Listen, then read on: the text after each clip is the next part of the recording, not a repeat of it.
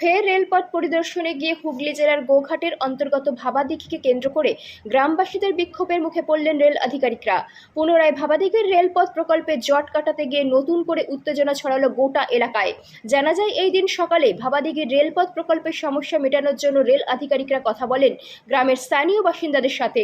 Rail আধিকারিকরা প্রস্তাব দেন ভাবাদিঘি জলাশয়ের বদলে তারা ওই গ্রামে দ্বিগুণ জলাশয় খনন করার ব্যবস্থা গ্রহণ করবেন, কিন্তু এই মন্তব্যে রাজি হয়নি গ্রামবাসীরা। তাদের বক্তব্য, জলাশয় যেমন আছে ঠিক তেমনই রেখে রেলপথ প্রকল্পের কাজ শুরু করতে হবে। ফলে ভাবাদিঘি রেল প্রকল্পকে কেন্দ্র করে রেল আধিকারিকরা নতুন করে কোনো রকমই ব্যবস্থা গ্রহণ করতে পারেননি। অর্থাৎ আবারও আগের মতোই ভাবাদিঘিকে ঘিরে রেল আধিকারিকদের বিরুদ্ধে তীব্র বিক্ষোভ দেখায় গ্রামবাসীরা। ঘটনাস্থলে রেল আধিকারিকরা ছাড়াও উপস্থিত ছিলেন গোঘাট থানার পুলিশ। এই ঘটনাকে কেন্দ্র করে কি বলছেন গ্রামবাসী সহ রেল আধিকারিকরা, বিস্তারিত দেখুন 24 আওয়ার্স আরামবাগের রিপোর্ট।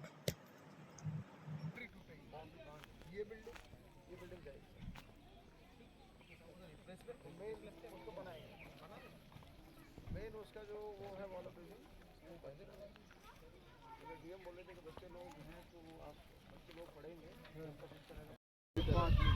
तो मतलब वहाँ तक जाएगा।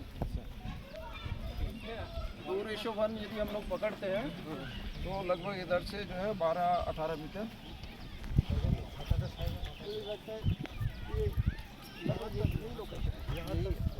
ये पूरा वहाँ फॉर्मेशन সমতুল্য বা তার থেকে বেশি ওয়াটার বডি আমরা প্রোভাইড করি। ইভেন যে গাছ কাটি সেই গাছের জন্য আমরা স্টেট গভর্নমেন্টকে পয়সা দিই, তার থেকে বেশি পয়সা দিই। একটা গাছ কাটলে 4টে গাছের পয়সা দিই। 2010 সালে আমরা মামলা করেছি হাইকোর্টে, 2017 সালে জোর করে মাটি ফেলেছি ঠিক করেছি। 2017 সালে কাউকে কেস করতে বলেছিল, আমরা বলেছিলাম আদালত বলেছিল। আমি পুরোনো ইতিহাসের জবাব দিতে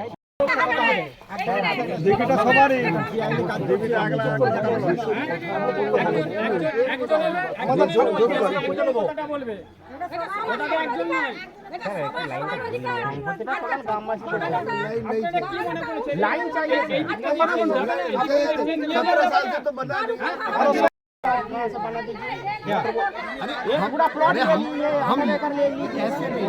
हमें जितना जरूरत तो बोल लेंगे। आपकी क्या रिक्वायरमेंट है, आपको क्या पोकर चाहिए वो बताइए।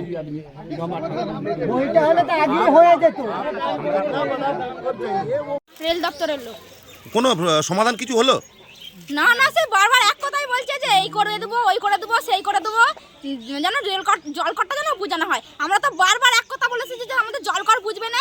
আগে যদিও বা বলেছিলাম যে আমাদের পাটটা দিয়ে যাবে, এখন আমরা বলছি যে এখন আমাদের মানে মত ঘুরে গেছে যে আমরা এক চুল জায়গা ছাড়বো না, আমরা পারও দেবো না, একদম দেবো না।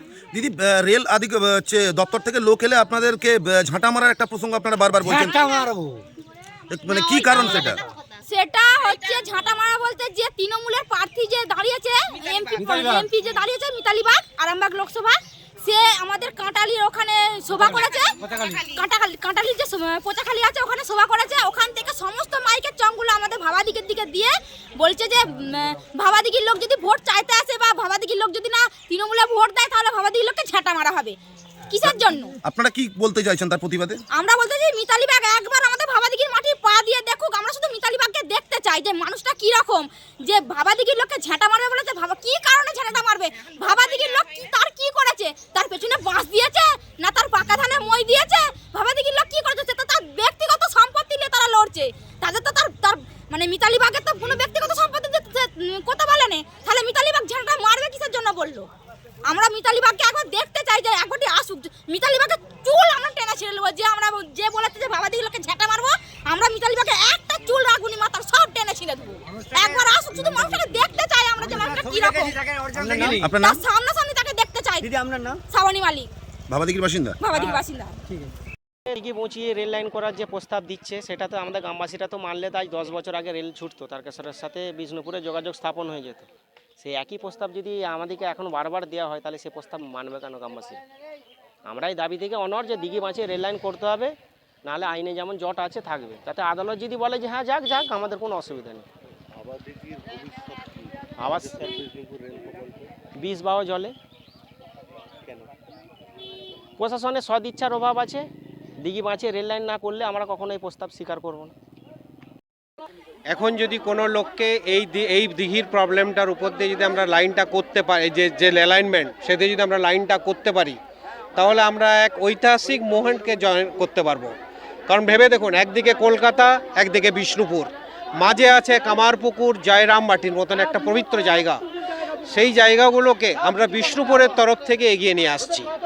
তো তাহলে কি আমরা যদি এই সমস্যাটা যদি সমাধান হয়ে যায়, তাহলে আপনাদের সঙ্গে একটা ঐতিহাসিক মুহূর্ত তৈরি হবে, সেটাই আমরা দেখতে আসছি।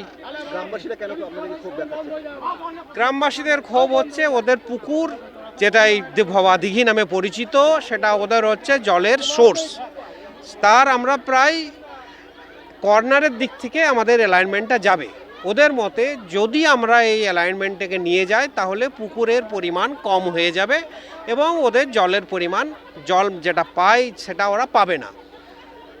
আমরা অলরেডি স্টেট গভর্নমেন্টকে এবং ডিস্ট্রিক্ট অথরিটিকে প্রপোজাল দিয়েছি যে যেটুকু ওয়াটার বডি আমরা নেব, তার থেকেও বেশি ওয়াটার এক্সট্রা বডি ক্রিয়েট করে দেবো স্টেট গভর্নমেন্টের দেওয়া জায়গা। তার জন্য যদি প্রয়োজন হয় রেল জমি একরও করতে পারে, কিন্তু আমরা যেটুকু ওয়াটার বডি খাচ্ছি তার থেকে বেশি ওয়াটার বডি বানিয়ে যাব, যাতে পরিবেশগত কোনো প্রবলেম না হয়।